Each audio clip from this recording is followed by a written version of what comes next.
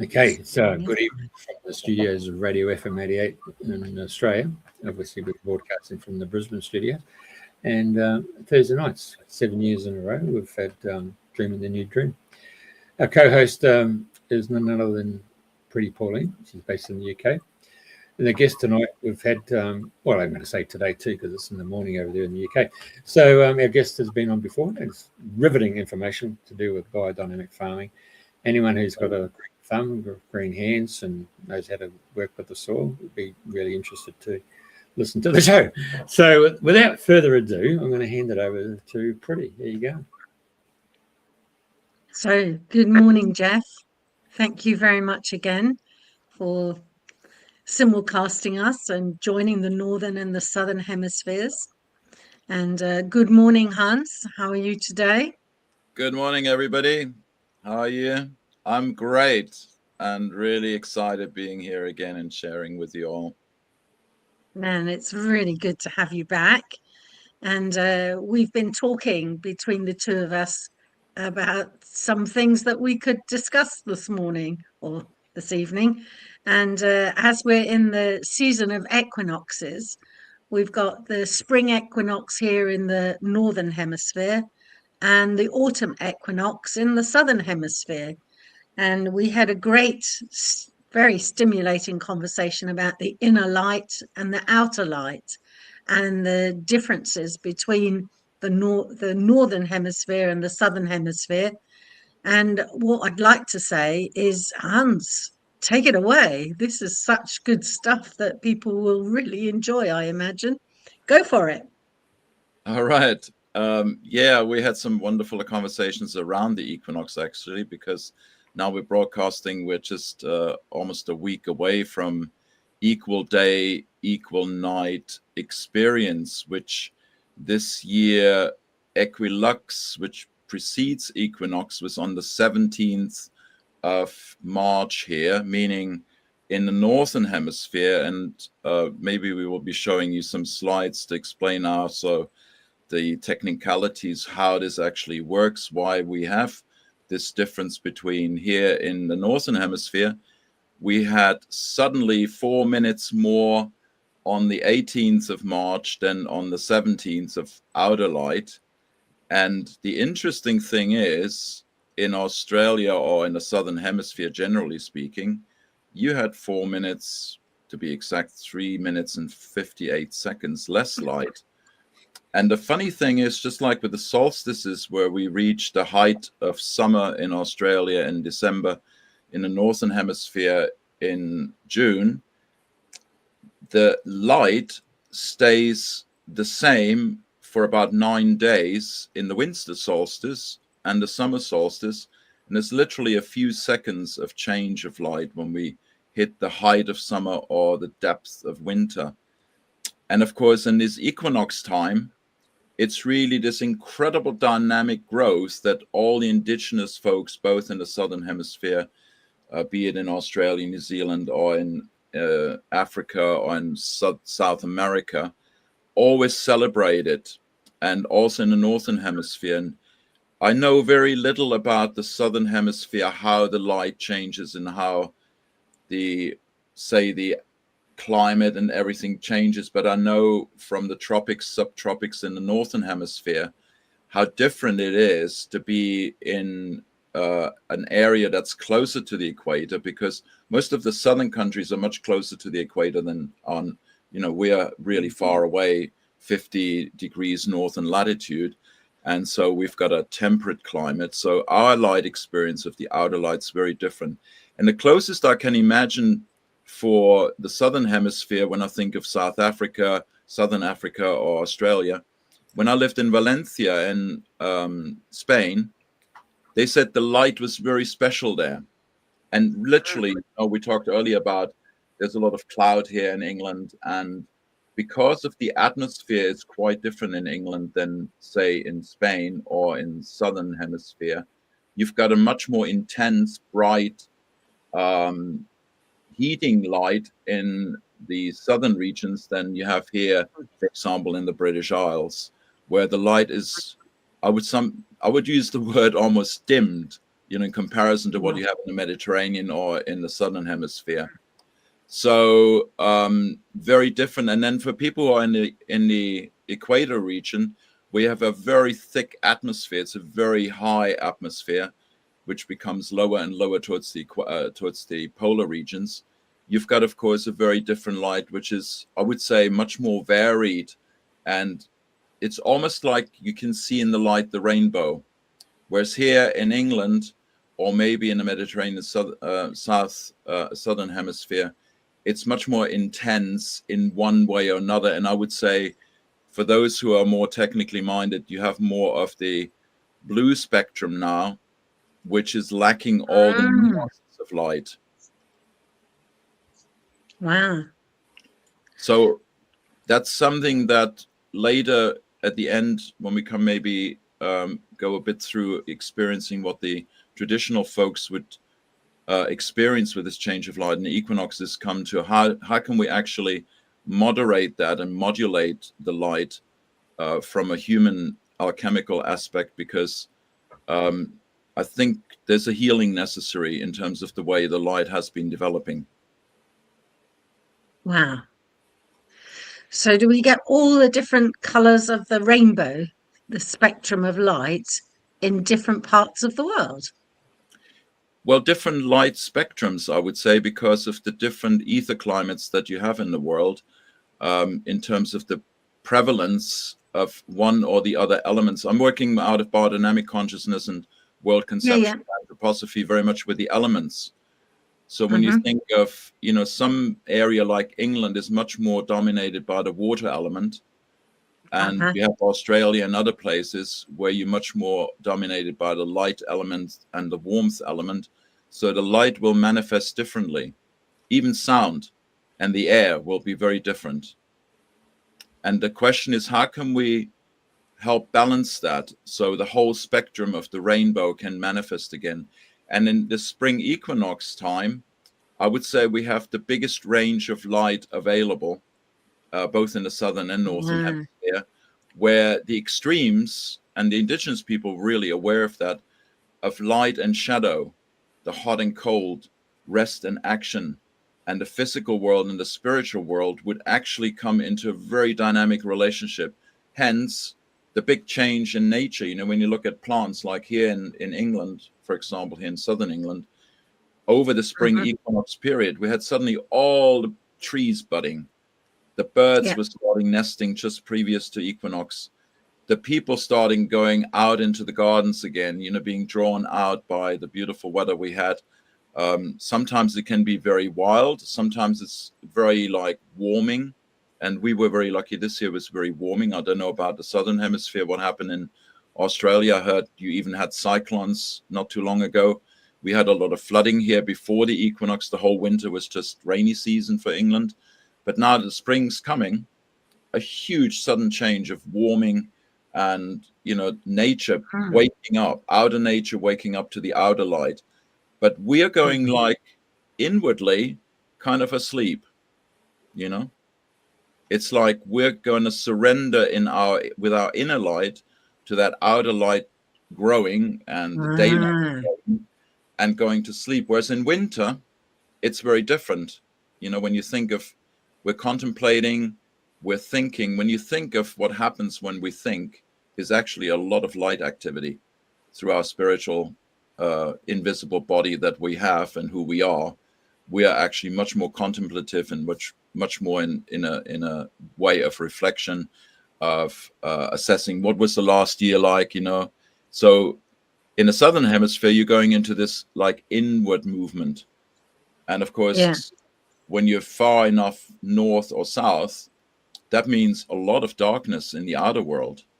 And we have for example, in Scandinavia at this time, people will be cheerful because now they will have extremely long days. But when you go into the autumn equinox, you have this problem that people get so depressed that the suicide rate is actually going up tremendously because the mood changes. Yourself what it's like in England when it's cloudy.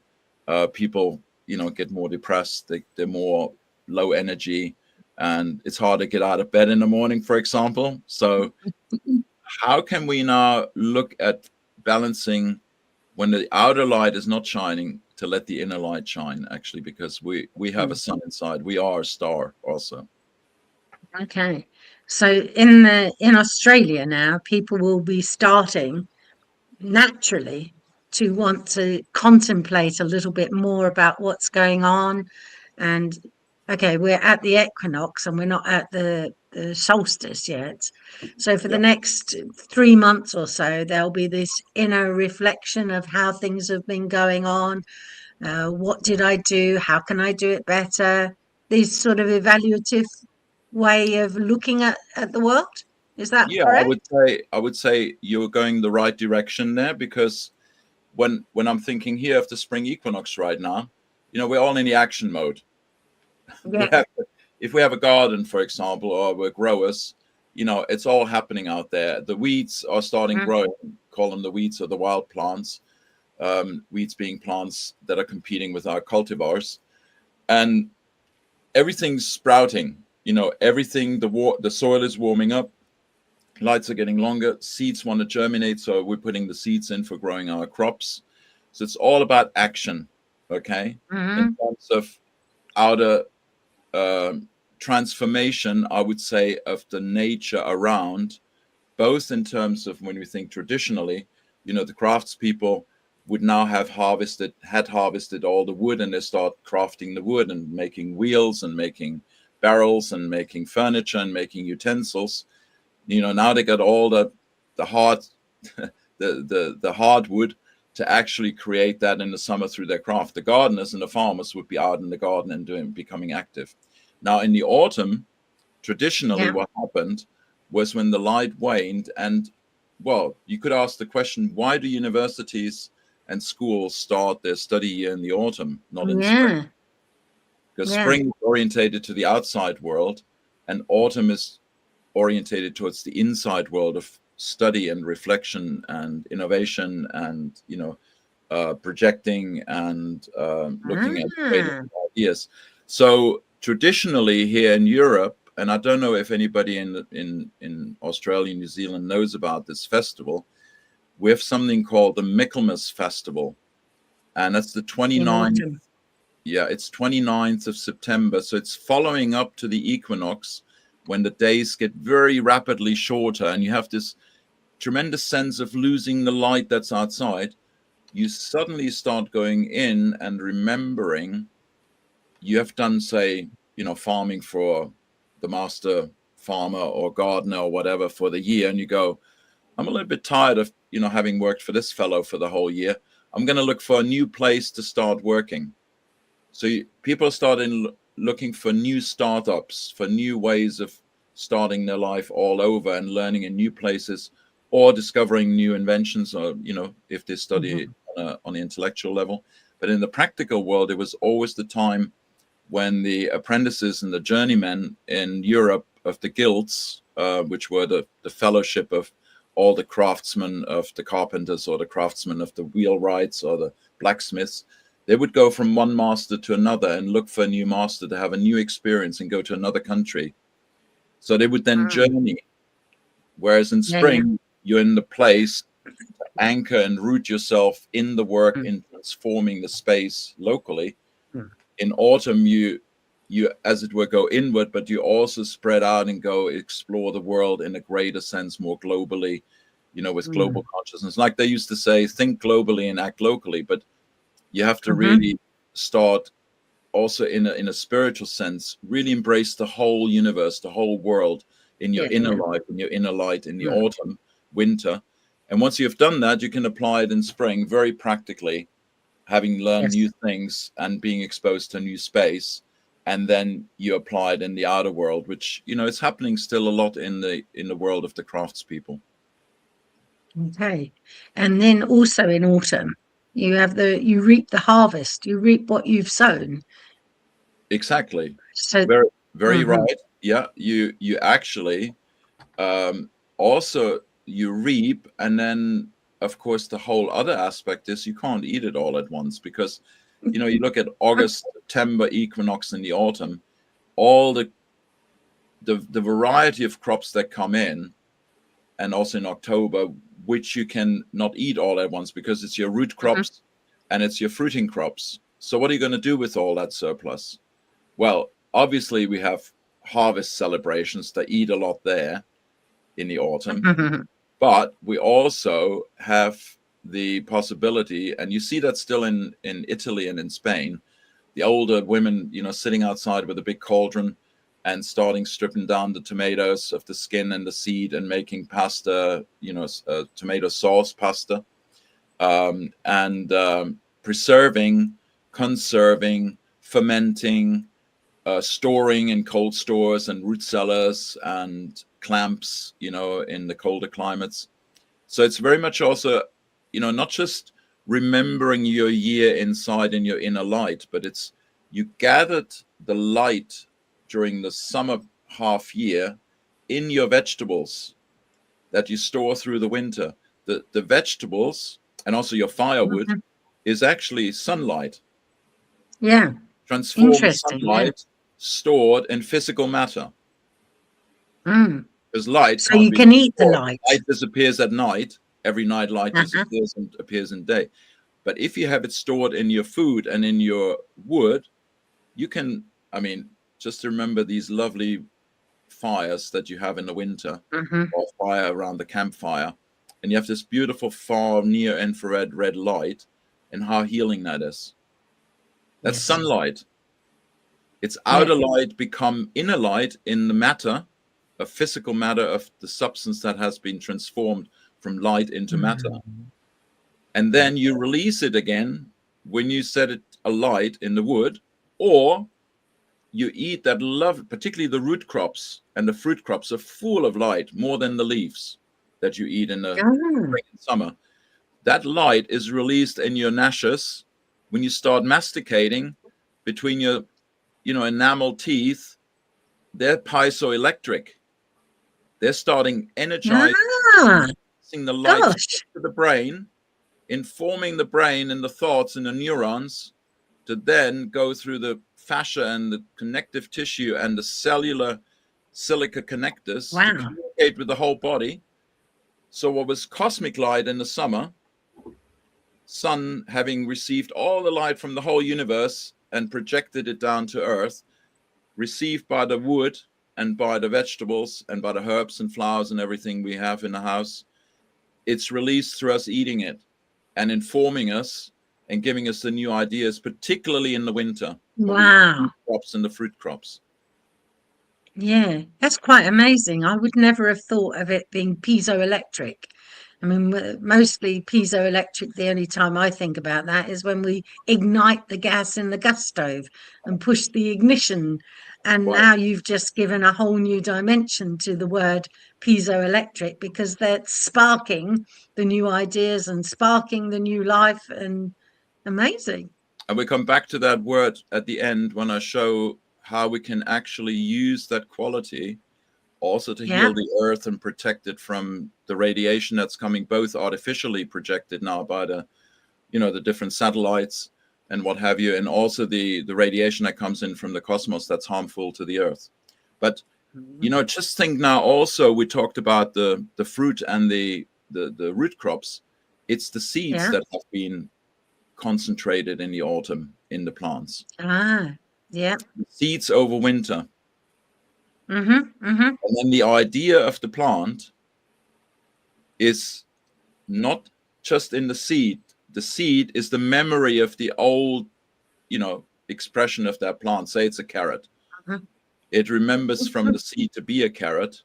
But when you lay it in the ground in spring, now in the spring equinox here in the Northern Hemisphere, when you lay that seed in the ground, the memory in the soil of the light that comes in from the cosmos is actually communicated through the humus and the silica structure in the humus and the clay, which is also piezoelectric, by the way, and a conductor. Okay, that's why we have electroculture. That's a whole nother subject that maybe okay. Francesco and those people who are working here in Britain. Indeed, but we are enhancing that through the seed, which is silica and carbon, and the you might say, the genetics of the previous plant, laying it into the mother soil. In German, we call the soil, the topsoil, the mother soil, the mother ground, we call it, like the uterus in the woman. Yeah. And then the fertilizing happens from the cosmic light in spring being so powerful to wake up the seed through the archetypical memory of the plant. That is, the plant information does not live in the seed alone. It lives also in the cosmic environment through the patterns, which manifest through the light and through sound, the air, are waking up the seed when we lay it in the ground in spring, and helping the seed to remember in a full way, not just to grow like it grew last year from past experience, but also what it needs to do this year with a new impulse that's coming in. A little bit like you use your memory to, base your reactions and your way of responding to the environment from your memory, but you always need new intuitions and new ideas to adapt to the changes in the outer environment or to your social environment or wherever you might have moved house to another culture. You have to then adapt to the outer impulse that comes from the knowledge and from the wisdom that's actually, when you look at it, it's really patterns and sacred geometry, and it's mathematics, and it's music, and it's light. And it manifests in that way. Light becomes music, music patterns, and patterns through water then manifest in the physical world as the substance that we then harvest. That might be very highfalutin and very, very, far-fetched for some people, but that's how it really happens. And the question for a biodynamic farmer and gardener is, how can we assess this manifestation of light through these different manifestation levels of sound, water, earth, manifesting in earth, which is then the vegetable or the flower or the herb or whatever we grow, through assisting it through alchemical processes that we learn in biodynamics. Ooh, I'm a bit blown away with all of that. The traditional cultures did this instinctively. Yep, that's what I'm saying. Yeah. And the indigenous cultures, when they celebrated the equinox, they had their circles of dance and sound and singing and bringing the light that way through the rituals that they would perform. And also the magic, they had their substances that they had it in their days. Like, think of the Koki Indians, for example. I don't know if anybody heard of the Kokis and the mamas, the priests. So they basically are saying through their ritual, which is they have a container and they stir the coca leaves continuously while they're awake. There's always some of it awake. They say through that they're turning the earth.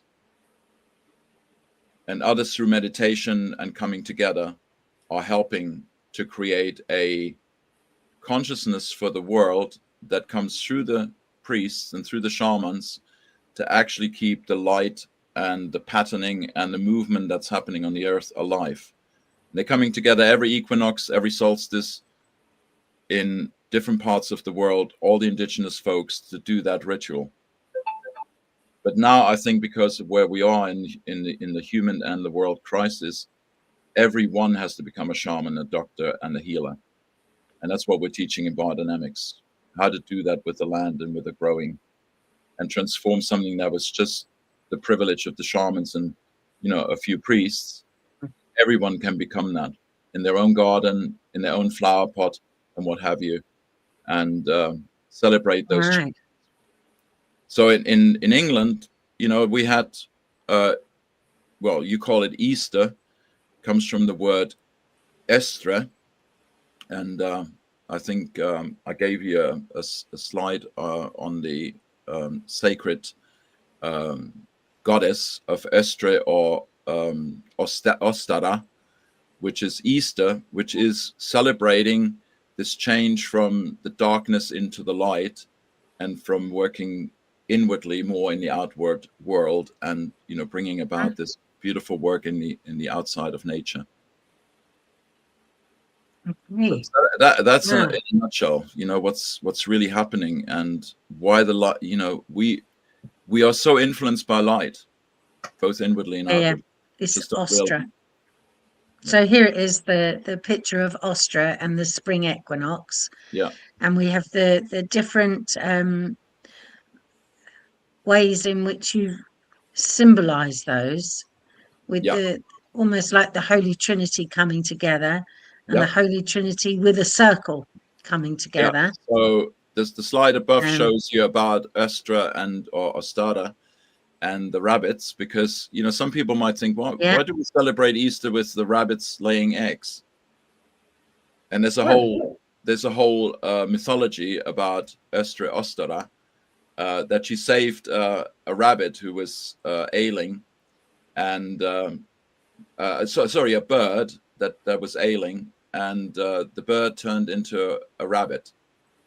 And because it still remembered to lay eggs, now in the mythology of the Celts, the rabbits are bringing the eggs because it was a transformed bird, and because the rabbit had so much gratitude for being saved by Ostara, he gifted her with laying eggs, and not just laying eggs, but even coloring them. The coloring of the eggs on the Easter that you put on the willow or things in the Northern Hemisphere. That's very much, memory of that kind of mythology of what happened with that transition.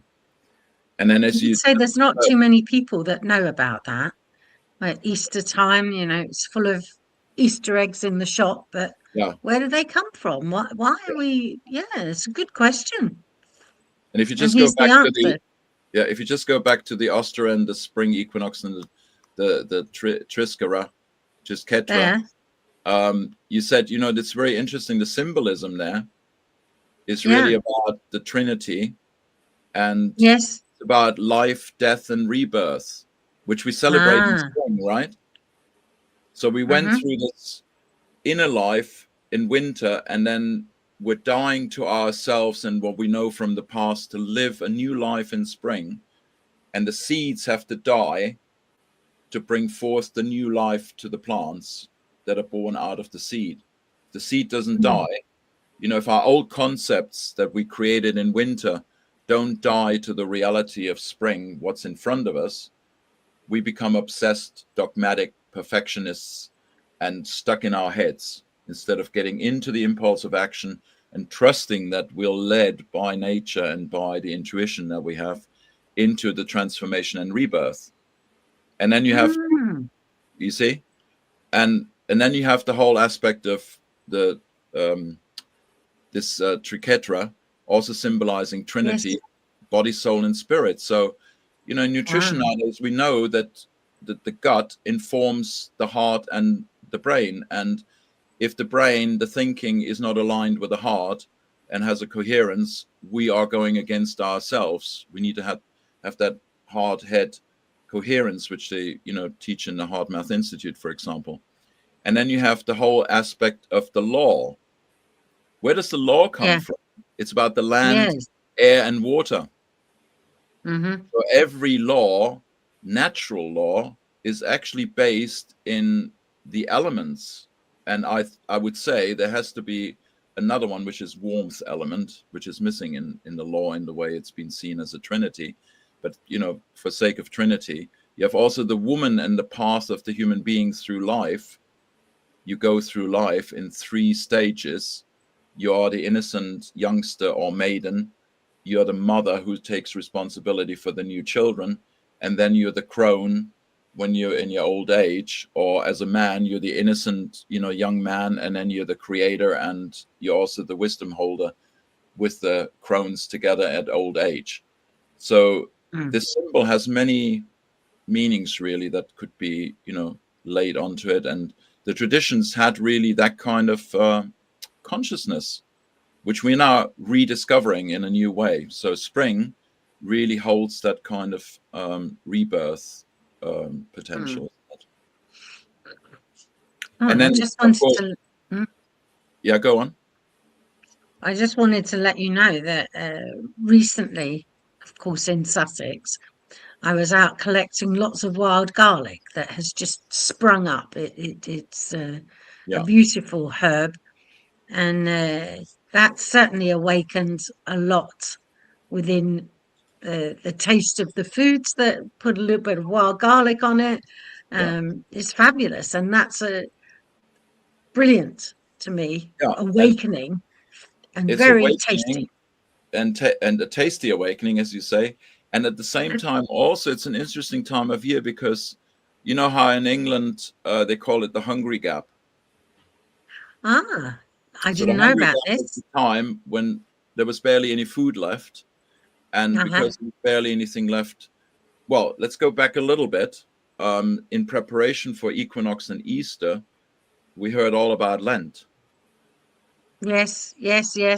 40 days, which, you know, it celebrates Christ being in the desert and being tempted and all those things before he entered into Jerusalem on Palm Sunday, which is happening this next Sunday. So those 40 days are a time that's marked in England by Pancake Day. Yes. Before Ash Wednesday, right? So the traditions used to eat up all the eggs because they couldn't store them into the warmer time of the year. You know, they didn't survive. They had them outside when it was cold winters, and they were preserved because chickens don't lay eggs in winter. So they kept them, stored them, and ate them all on Pancake Day. Well, in other cultures, it's called Carnival. It's called Carnival because they ate up the last bit of meat that they had stored. It got too warm to store it because, you know, even if they salted it and preserved it, they couldn't keep it. So they ate it all up in the celebration, and then became the fasting because there was no food left. They had to fast. And assisted by foraging wild herbs that started coming up, like the wild sorrel, the stinging nettles, the your wild garlic, other herbs that are very bitter, and started cleansing the body and detoxing the body before Easter. And then Easter Sunday was another feast day again, because it was the first time, like you might have, you know, the lambs were born and you slaughter the first lamb, particularly in the warmer climates a bit further south. And so the sacrificial lamb is not just an image for Christ, but it was a practical daily activity at that time of year to sacrifice your lambs to feast the rebirth of spring and the light being back and everything growing. So symbolism is based in practical ways in the Northern Hemisphere. At least I can only relate it to that right now. But you'll find in your own traditions that everything is related always to very practical daily activities that were traditionally practiced. Jeff, can we go back to the slide where it has the spring and the autumn equinox? Back again, down again. The transformation of in and out. This one. This one. Yeah. Can you go through this one? The winter sol. We more or less covered that, but there's all the different names in the Celtic quarter year, and I see. You mean the Southern Hemisphere and the Northern Hemisphere, just to bring them together. Yeah, I got you. Yeah. Okay. So in the traditions, we had basically in the Northern Hemisphere, I mean, you know, the symbolism here is Celtic, and it shows on the left-hand side the Southern Hemisphere in terms of the different times of year. That it's opposite to ours on the right, which is Northern Hemisphere. So on the left, you have the spring equinox in September, which is very counterintuitive if I say it here from the Northern Hemisphere, but that's how it is for Jeff down in Australia.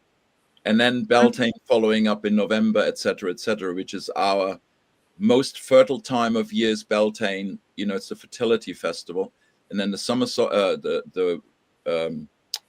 we're going the other way. August. We're going clockwise or I'm going the wrong way. I'm going the wrong way. Spring equinox. Then we have Imbolc. Hold it. Why is there August, autumn equinox, April? I'm getting so confused with this because it's back to front. Honestly. So October. Yeah. So we're going Beltane November. Yes, Yeah. So yeah. the fertility festival in the southern hemisphere is obviously in November, which is the biggest growth, the fastest expansion, the most balance in the elements, and then you have the winter. Where's the winter solstice? Winter solstice. That should be summer. 23rd of December. Yeah. It should be summer solstice there. That's why is that because we've got them? Is that because we've got northern and southern hemisphere? No, that slide is wrong with winter solstice there. Yeah. Okay, so we've got them back to front. I didn't double check it. It should actually be December. Should be summer solstice. They got it wrong here. When I I didn't double check it. So that's why I got confused actually. So December, January, you confused yourself. Never in mind. The summer, in the southern hemisphere, and then you got Imbolc. It's back to front. I'm so sorry for confusing you there now. I need to create my own. I haven't found one that's actually, the right way around. It looks like for the southern hemisphere. So really sorry about this. Not an easy one to actually explain it on this because the spring equinox is correct, and yes, on the left-hand side. On the left-hand side, and the autumn equinox, but everything else is actually back to front. I'm sorry. Okay, not to worry. But if we go around the year on the right-hand side, hemisphere, on the right-hand side, you see how you got. Let me just see quickly here. So Ostara, where we're now, Easter, spring equinox, Beltane coming into May here in the northern hemisphere, which is the fertility festival. And I used to do Morris dancing. We start in 1st of May, and then we finish on the 21st of June, which is solstice, which is Ither, here on this little diagram. And that's when you stop doing the fertility dancing, because the growth of the plants has taken place, and they got enough growth and light accumulated to then start ripening in the summer warmth that comes then with Lugnasa, first harvest festival in beginning of August. And then you have Mahon in the September, which is autumn equinox. And that is the harvest festival. And then you've got Samhain, which is the transition into the darkest time of year in terms of the soul, this journey of the soul, and where the beginning of Carnival is happening in northern hemisphere, where you celebrate actually 11/11, so 11th of that's the November month.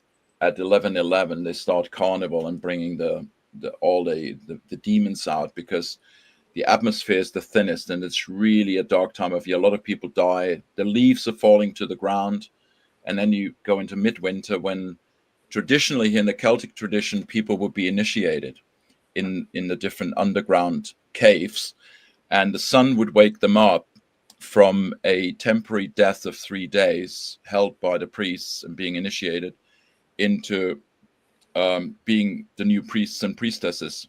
So Christmas Day used to be the day when the new self, the new higher spiritual awakening would happen in the priests and priestesses in the Celtic tradition. And then Imbolc, of course, 1st of February, when you burn all your candles, and the light is so, bright again, and the days are getting longer, you can start working outside without artificial light, basically. So that's the Celtic year in terms of the quarter year and the tradition festivals, and also the Christian festivals. So is there a similarity with the 3 days of death, with the 3 days of the dead in autumn time? Certainly in Mexico, they have the 3 days of the dead. Yeah, it's always traditionally 3 days that they would celebrate. And think of, the crucifixion is also celebrated 3 days. So you have got the Good Friday. Then you got, so that's Good Friday. The Saturday, according to the Christian tradition, Christ would go into the underworld and redeem all the demons for the whole of humanity, or call it, redeem all the sins, of humanity, being reborn or resurrected, discovered by Mary Magdalene, funnily enough, as the gardener, which is very significant to me, that he was actually seen as the gardener rather than Christ, Christ as the gardener, because I think in gardening we actually have a quality where we resurrect nature in a very conscious way, in a modern way. And then you have the same with summer solstice and St. John's festival, 3 days. So St. John's festival, 3 days of the summer solstice. And Michaelmas is the only difference, because there you've got the autumn equinox, and you got actually 8 days, like a week, between the actual Christian festival and the equinox. So there's something which is different. Yeah, so there's a huge amount of mythology, Celtic traditions, lots and lots and lots of traditions that are out there that are ordinarily being interplayed with modern life that we don't even know about. That's right. And I love studying all this. I've not been. Yeah, I love studying all this and bringing it together. Carry on. Yeah, I mean, I wouldn't have pulled together the 3 days of the dead to do with the initiation and the shaman. So we're trying to keep things alive, but don't quite know what we're keeping alive from my ignorant perspective. And that's why in the Wholistic Living University, we started a new way of working with the festivals and the changes that are happening at different times of years that we are creating with the people who are together. Say at this time now around Easter, we're going to all come together in a group of, say, 12, 15 people, and we're going to create a new festival as we experience it now, here and now, being aware of the traditions, but not celebrating just traditions, but creating new festivals that are present with our consciousness as we're here now, as a group of people who come from different cultures. Like we've got people from the Muslim culture, we got people from Hinduism, we got people from Christianity, we got people that are more versed in the Celtic tradition. And we're bringing that together with our modern consciousness and create new festivals, a new celebration of the changing rhythms, the changes in, our relationship that we have with the land, with the way the nature changes at the time, and celebrate that in a creative way, with games, with poetry, with movement, with dance, with, all sorts of different types of celebrations, because that's something we really want to offer as the arc of the season through the university that we're creating. Okay. And in conjunction with dreaming the new dream, I can see you've got here, grow your own health. So if we're dreaming of betterment and growing our own health, where would we start there? I think, as I said, it starts all with reconnecting with the outer and inner nature, in terms of seeing, we talked about the inner and outer light, but there's more than the light. It's, what's living outside in nature, changing constantly and being in touch with it and immersing ourselves on a daily basis is really of the essence. Like say, I have one slide where I talk about the circadian rhythm, what a difference would it make to my life, instead of getting on my mobile phone in the morning, to go out barefoot on the lawn, on the dew in the morning, or the snow in winter, or the ice in winter, barefoot, and experience and ground myself in nature, and really allow nature in, because we are part of nature. We're sharing the plant, the animal, and the mineral kingdom with the outer nature. It's in us. But if we don't expose our physical and our life and our soul body to the outer nature, we more and more atrophy those parts of ourselves. We just live more and more just in our head, in our concepts, rather than in real experiences. So going out in the morning, gazing the sun when it's most nourishing, with the far infrared, near infrared light in the morning, the awakening light, to reset our circadian rhythm. Okay. If we do that, then we're actually resetting our biological clock, our internal clock. And that way, we also do that again in the evening when the sun goes down, and stay off the screens in the evening, of the blue screens particularly, or put at least red light blockers on.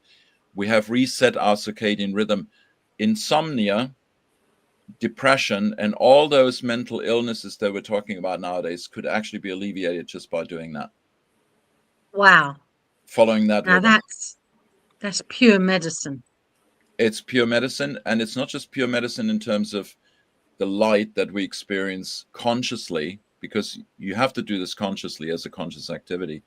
But the dew, for example, if you know that the dew has the highest quantity of nutrition in it for plants and us, and if you go barefoot, the soles are the most absorbing, the fastest absorbing of everything that comes in contact with our soles. So being with the dew, earthing, and then in the evening and gazing to the sun, taking the sunlight in, you're actually reconnecting, like the seed. When we lay the seed in the ground in spring, you're reconnecting our past with a future of the sun that's coming that day. You're going to be set up to be creative, innovative, and cheerful and joyful, because, I mean, who doesn't feel that amazing awakening with the sun in the morning and that light hitting you? It's like the birds are starting singing. Why are they singing so chirpily, you know? And you listen to the bird song, you know? It's all a reset for our mindset, which is being obliterated with bad news and all the other stuff that we are occupying ourselves with. And then on top of it, if you are in the garden, I have a few suggestions how we can actually moderate, you know, being proactive, healing the earth and ourselves by doing alchemical processes with the soil and the land and the plants when we do our biodynamic preparation work. Okay. So I'm going to suggest to our audience and the people, if you want to dream a new dream, that a challenge could be for the next 30 days, on 60 occasions, 30 in the morning and 30 in the evening, just go and walk barefoot and absorb what's going on, whether it's wind, rain, sun, whatever the weather, walk in nature, just walk on the grass. And I wonder what that would. It's one step. It's only one step to one step at a time. One step, and the result's going to be magnificent. I mean, that could be a marvelous way to collectively just be the antidote to all sorts of mental illness. And as an offspring also, as you get into that state of peace and presence and connection, you're going to anchor the consciousness that's just floating around and rife and, you know, getting even violent and emotional and all these things that are happening between conflicts between people. It would be anchored in that moment as I would call it even a meditation of peace. And it's what you can do for yourself, you do for the world. Yeah. I mean, once upon a time, I was part of an organization called the Bromley Advocacy Project, which was all about giving a voice to people with mental health difficulties. So this is not giving a voice. This is giving something very practical and giving a reconnection to dissolve the mental health difficulties. And it's a simple act of walking in the grass and looking up, experiencing the light, and morning and evening, twice a day, go out and get your dosage. I'm just imagining One Flew Over the Cuckoo's Nest and Nurse Ratchet go on off out there. Let's be crazy, yeah. Walk crazy in and the happy. rain. Yeah. Dance in the rain too. It's an amazing. I'd rather do that. Yeah, amazing practice. And just think, like you said, immerse yourself in the light experience, the grounding experience, but also the sound. Because when you have rain, when you have wind, and the changing leaves, you know, in winter you have no leaves, then you have the spring leaves, then you have the summer leaves, then you have the autumn dried up leaves. The sounds are changing. You're really reconnecting to every little really pay attention. The bird song changes. What do you smell in the air? What do you, you know, and then, you know, maybe taste some things, you know, we're not so much like animals, like dogs. You know, they follow their scent. The olfactic sense is the closest to spiritual perception. So smelling into the environment, you know, sensing the aromas that are changing. And, you know, sometimes you walk through a street and you get this amazing scent and you go, where did that come from? And it wasn't artificial perfume by a man or woman passing by with deodorant. No, it was a bush that was flowering, and the air just gave you that little waft of air that, you know, infused with the light of making the flowers flower. And when it's a hot, light-filled day, you have with a bit of moisture in the air, and you get this waft of beautiful scent that hits you, and you go, where did that come from? That was magic. You know, where is it? And you can't see it. It's maybe behind a fence or behind a, you know, the wall or something. It's that kind of waking. When you do the morning and evening exercise, you would waken up to those kind of experience in your daily life, wherever you are. Wow. So growing your own health is not just about growing plants and being with the rhythms. We've now got a whole new dimension of how we can grow our own health simply by going out in the morning and in the evening. Yeah. I mean, that's just amazing.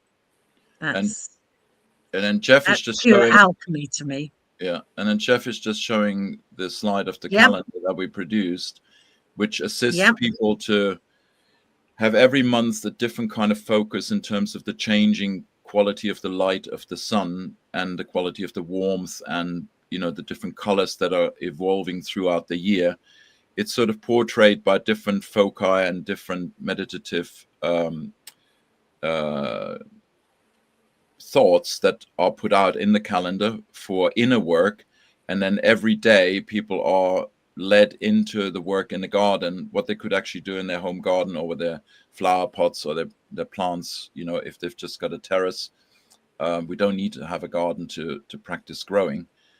Even if you just have one plant, if you have one plant and focus on that one plant and, you know, follow the rhythms of the moon, the rhythms of the sun going through the zodiac and the moon going through the zodiac and rising and descending throughout the month or throughout the year.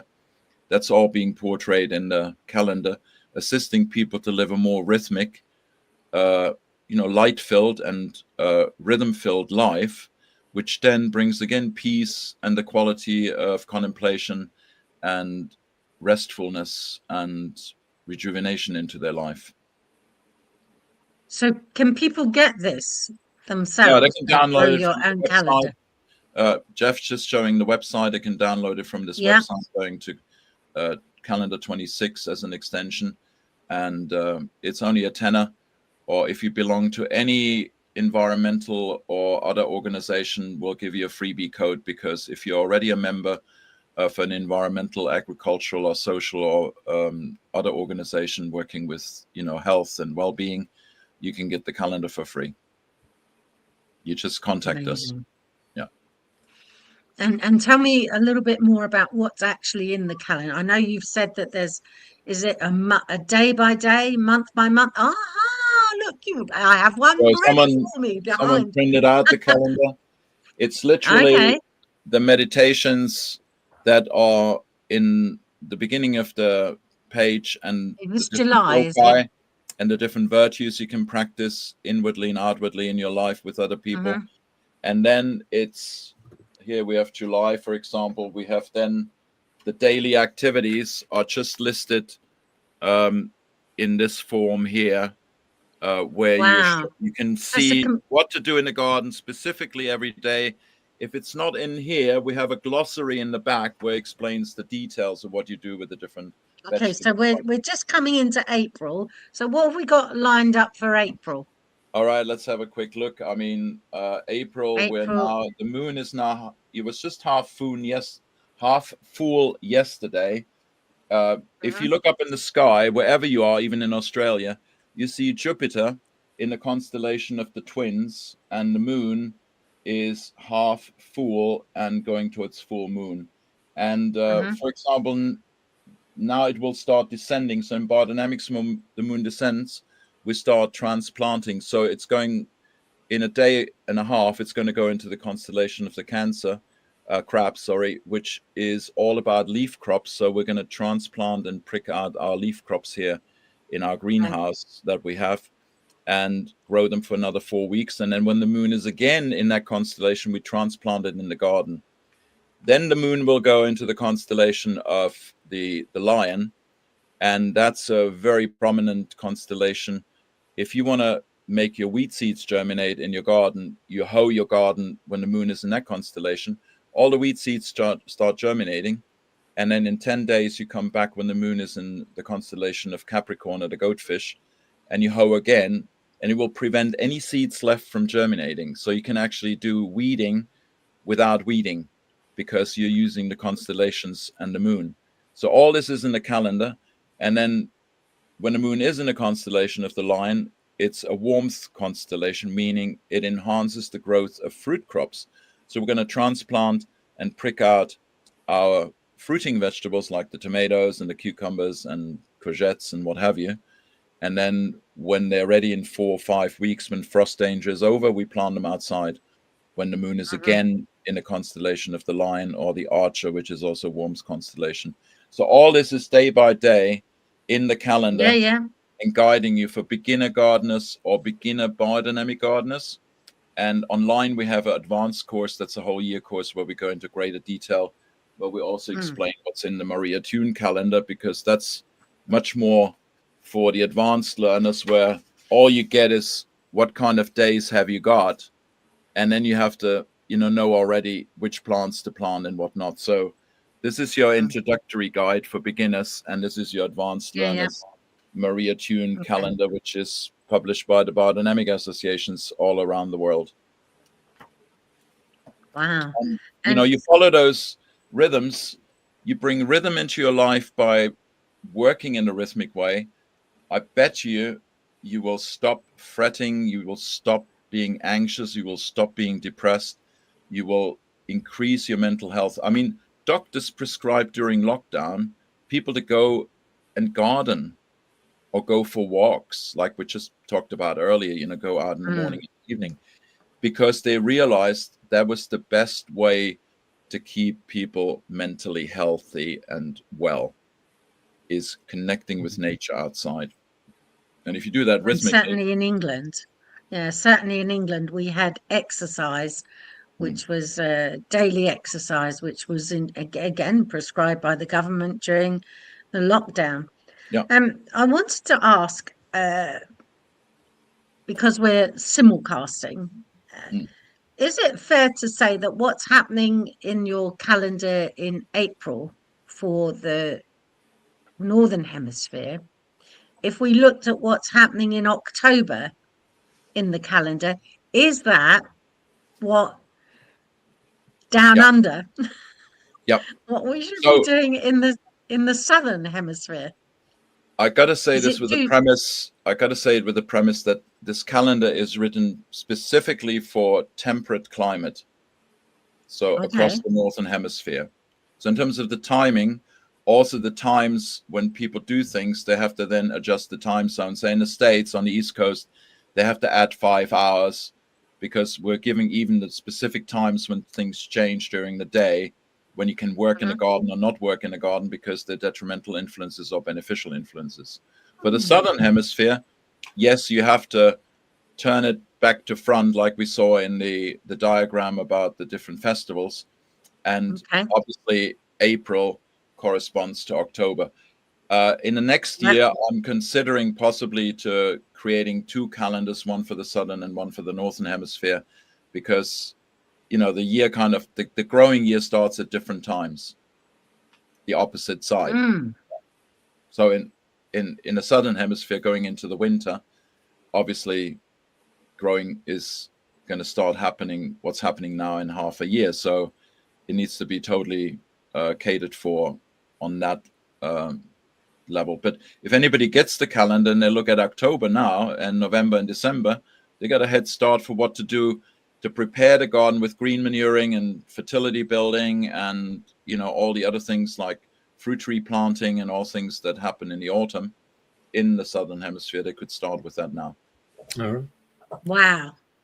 Okay, so we've now got symmetry between the northern and the southern hemisphere So it by is. simply converting April into October, May into November, and June into December, and what have we got? July into January, and we're away. We're flying.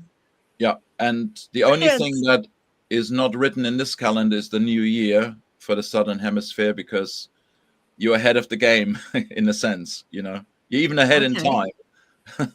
But so we would have to create a calendar in July for the southern hemisphere, for starting with January or August.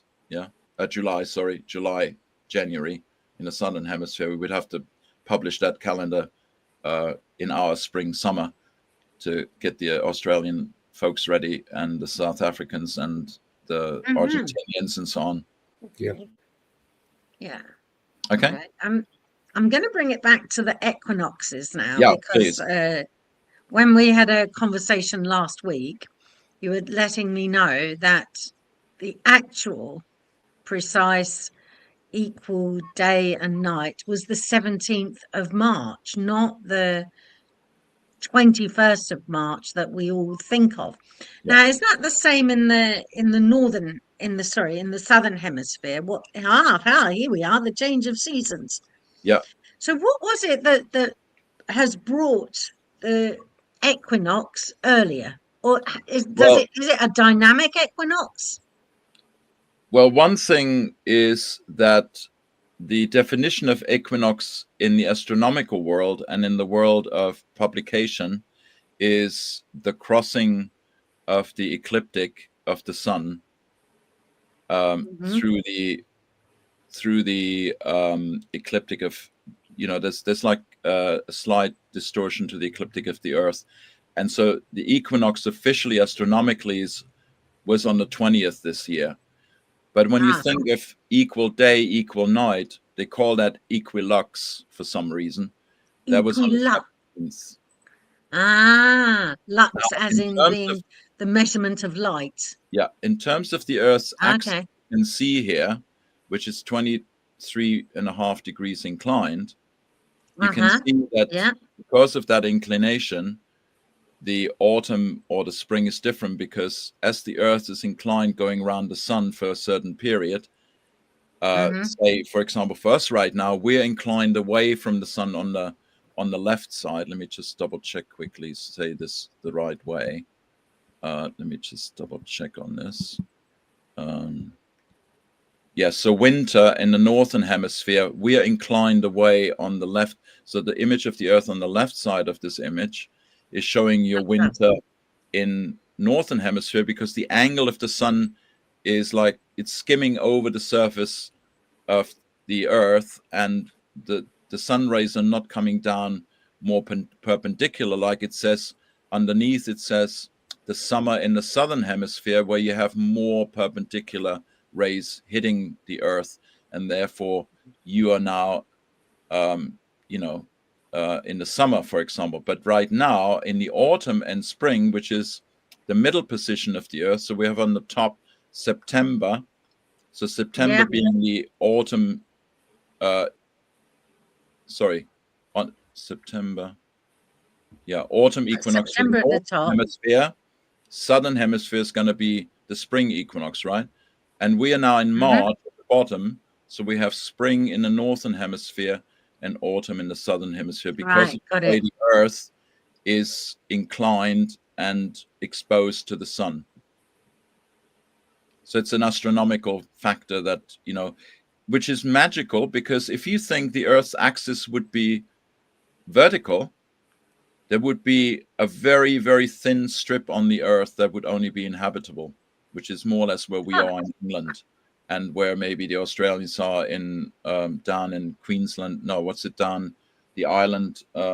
Tasmania. Tasmania, yeah, that would be. And the southern island of New Zealand might be inhabitable. But because it's inclined like this, it creates this incredible variation of climates on the Earth. I mean, who designed that? Was it designed? I don't know. It makes it's really magic that we have this incredible situation that it creates a perfect condition on all parts of the Earth to be inhabitable, except for the polar regions. Mm. So Okay, even can we move up to the next slide, Sorry. Jeff? Okay. I'm just going to ask Jeff, can we move up to the next Oh, slide? yeah. So give you a chance to go through all the preparation that you go. I mean, this is amazing.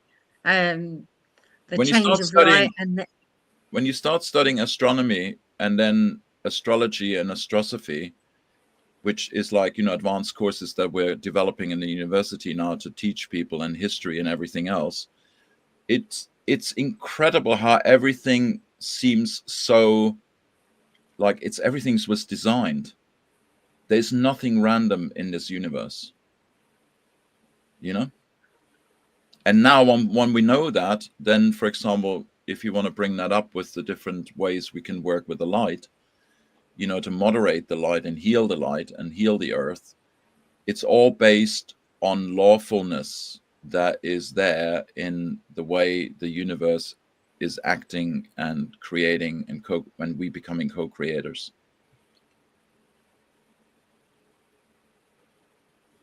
So looking at this picture where the this warmth is now the comes effect. in. Yeah, this is the effect of what's happening with the Earth going through the orbit around the sun, that you have in the middle the trade winds.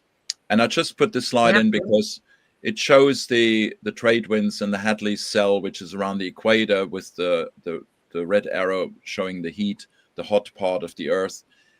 These cells, they change according to the season. So the Hadley cells, which are the first ones, with the yellow arrows and the orange arrows showing on the blue ocean slide on the right. Yeah, I see them there in the center. They're expanding right now in the northern hemisphere. They're going up north and bringing warm tropical, subtropical air into the temperate zone climate and the Mediterranean.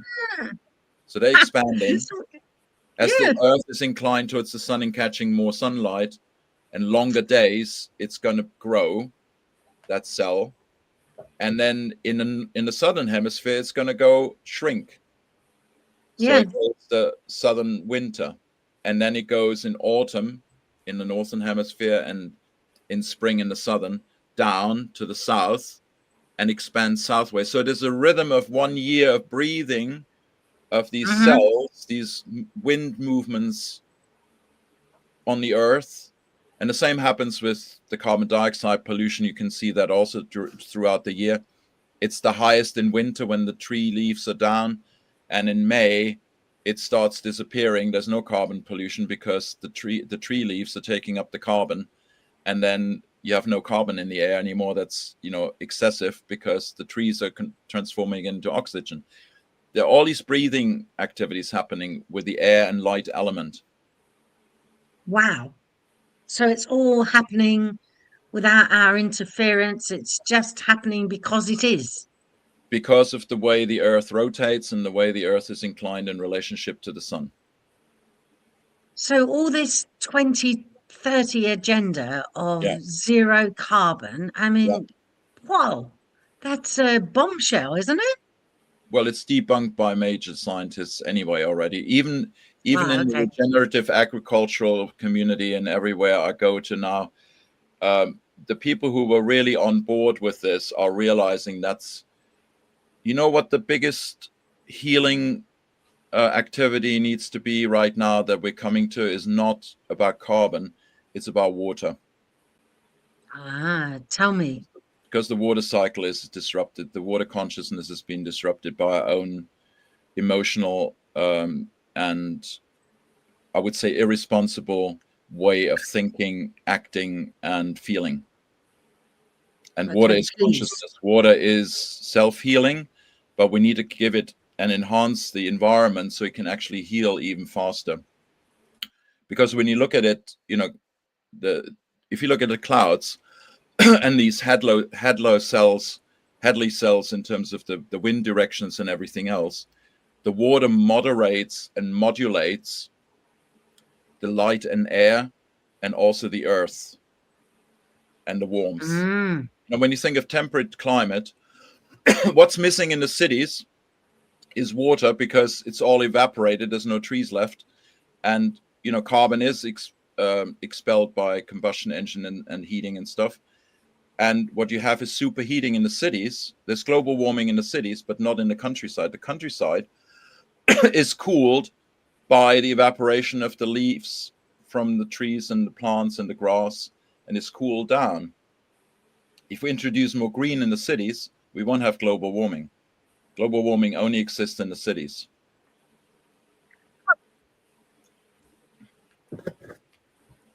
Well, now there's a challenge. And so the carbon problem is as well. It's where carbon's concentrated in the cities without trees being able to transform it into oxygen. You've got a carbon pollution problem. But not in the countryside. Richard Saint Baker, I don't know if anybody knows about Richard Saint Baker, the man of the trees. He saved the redwoods in Northern California when Reagan was going to cut them all down for the paper industry. And he said, we'll leave one for the museum, the one with the arch you can walk through and drive through. We leave that one so people know what a redwood looks like. He saved all those redwoods. He planted millions of trees in Kenya.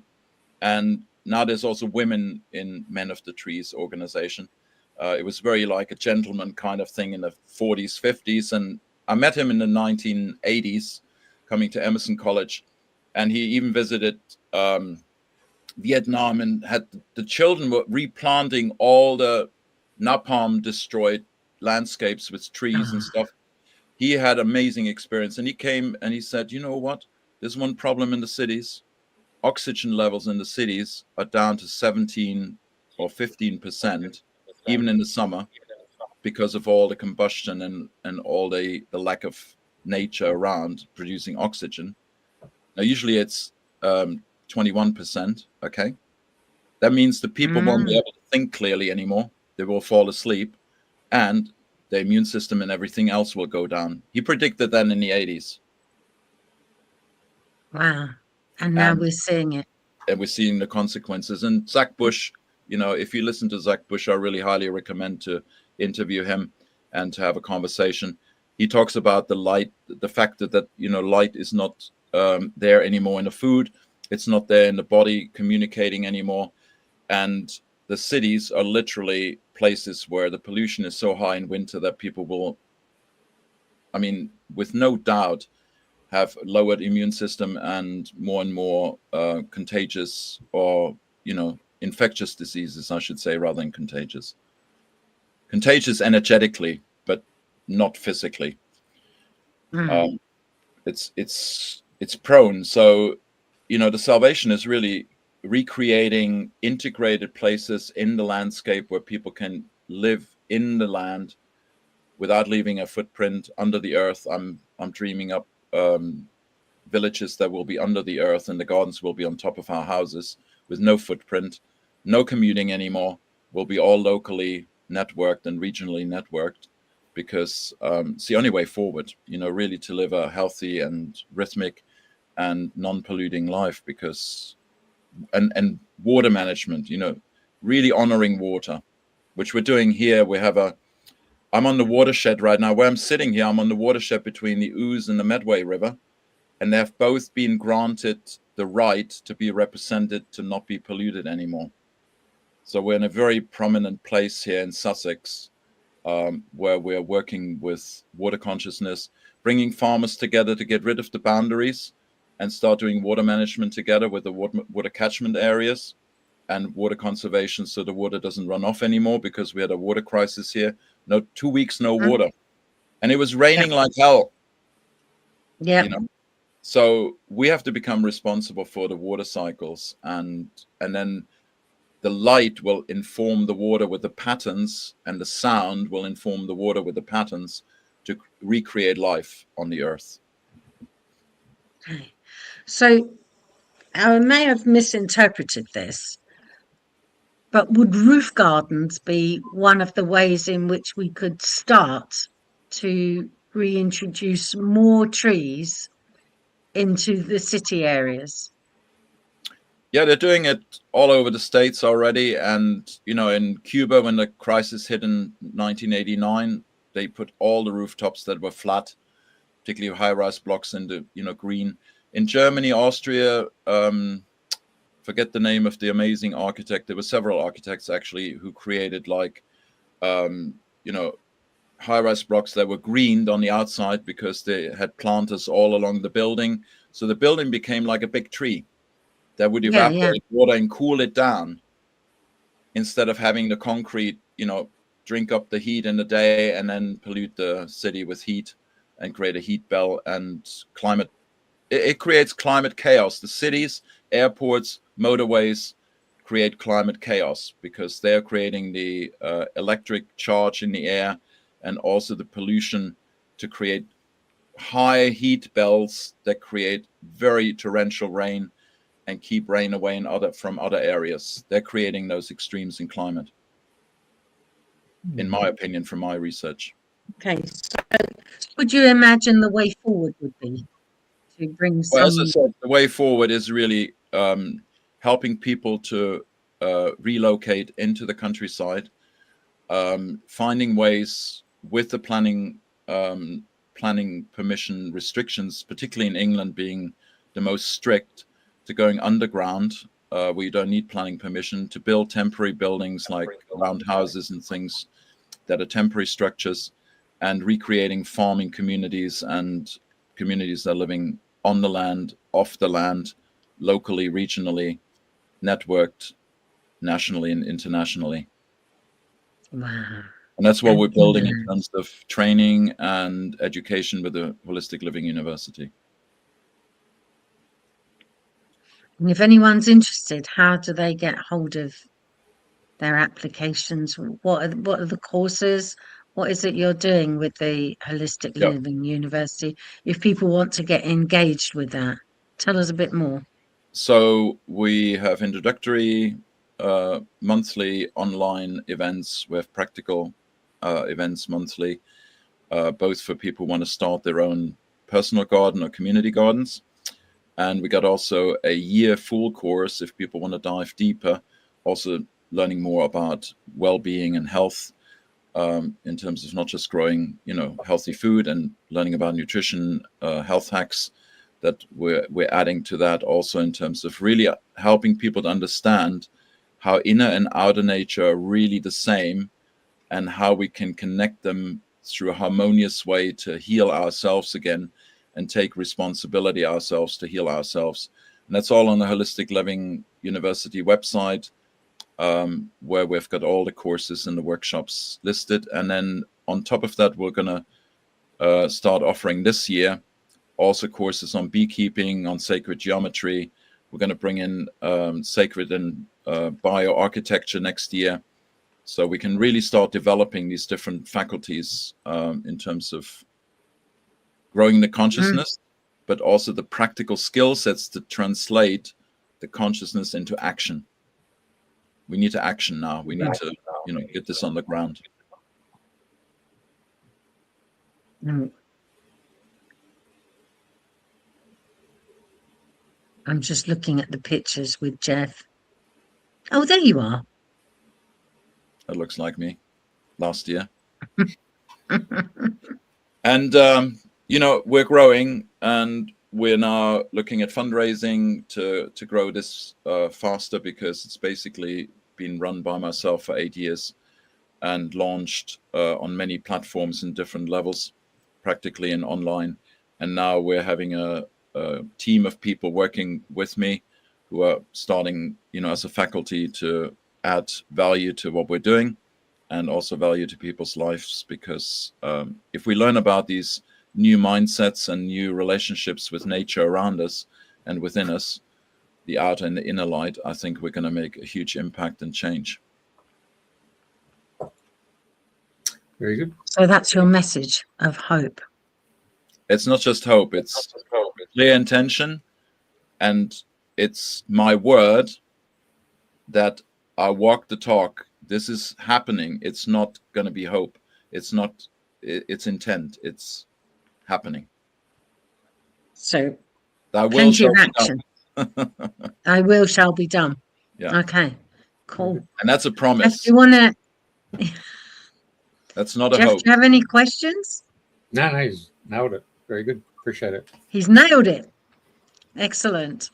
Well, Hans, it's always such a great pleasure to talk with you, and you've blown my mind. You've blown my mind with so I think we can forget all about any ideas I previously had 2 hours ago. They're just forget that, because it's flipping amazing that everything is all around us all the time, and it literally is hidden in plain sight, that it's all there. Tap into it. Just need to tap into it. It's all there, and Yeah. then make sense of it, and we will help you with that. But the main thing is become sovereign in that way, that you are the scientist, you're the healer, you're the doctor, you're the soul carer, and you're responsible for that in yourself. You're also the teacher. We all have that inside. We need to reclaim that power.